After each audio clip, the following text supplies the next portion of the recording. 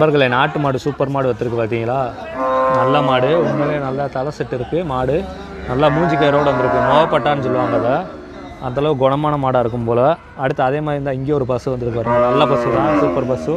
இருந்தாலும் போன வாரம் ஒரு வீடியோ போட்டிருந்தேன், ஒரு வெள்ளை நாட்டு பஸ்ஸு. அது அளவுக்கு இன்றைக்கி எந்த மாடுமே ஒழுக்கமான மாடுகள் எதுவுமே வரல. உண்மையிலே அந்த மாடு வந்து அந்தளவுக்கு சூப்பரான மாடு.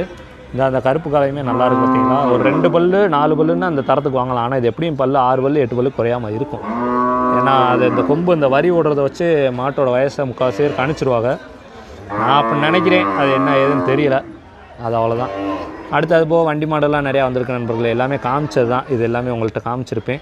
இந்த மாடு மட்டும் காமிக்கல உங்கள்கிட்ட. இப்போ பார்த்துக்கோங்க, நல்லாயிருக்கு.